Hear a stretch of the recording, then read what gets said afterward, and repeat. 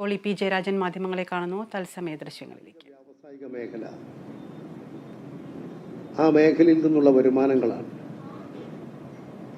പക്ഷേ ഫലപ്രദമായൊരു planning, ഫലപ്രദമായൊരു management,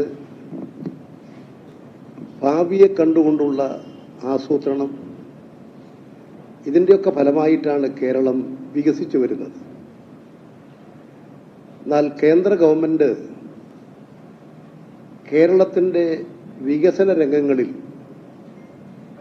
വികസന മുരടിപ്പുണ്ടാക്കി ഇടതുപക്ഷ ഗവൺമെന്റിന്റെ ജനസ്വാധീനത്തെ കുറക്കാൻ ആസൂത്രിതമായ പ്രവർത്തനങ്ങളാണ് നടത്തിക്കൊണ്ടിരിക്കുന്നത്.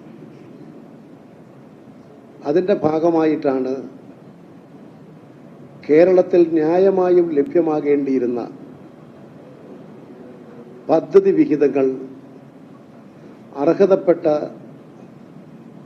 നികുതി വരുമാനത്തിൻ്റെ വിഹിതങ്ങൾ, റവന്യൂ കമ്മി നികത്തുന്നതിന് വേണ്ടിയിട്ടുള്ള സഹായം,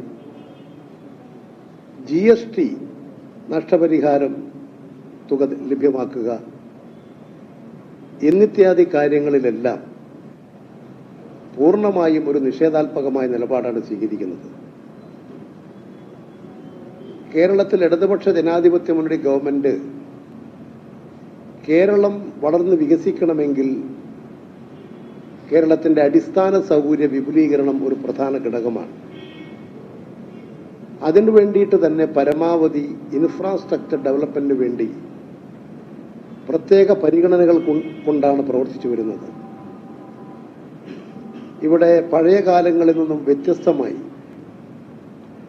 വികസനത്തിന് വേണ്ടി ഇൻഫ്രാസ്ട്രക്ചർ ഡെവലപ്മെന്റ് ഫണ്ട് ബോർഡ് രൂപീകരിച്ച് അതിലൂടെ വിഭവ സമാഹരണം നടത്തി വികസന പ്രവർത്തനങ്ങൾ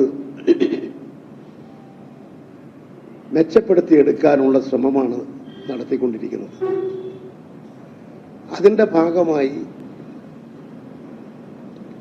കിഫ്ബി തന്നെ മുൻകൈയെടുത്ത് വിഭവ സമാഹരണം നടത്തി ഒട്ടനവധി വികസന പ്രവർത്തനങ്ങൾക്ക് കേരളത്തിൽ രൂപം കൊടുത്തു. അതുപോലെ തന്നെ കിഫ്ബിയും ഗവൺമെന്റും സാമ്പത്തികമായി പ്രയാസം അനുഭവിക്കുമ്പോൾ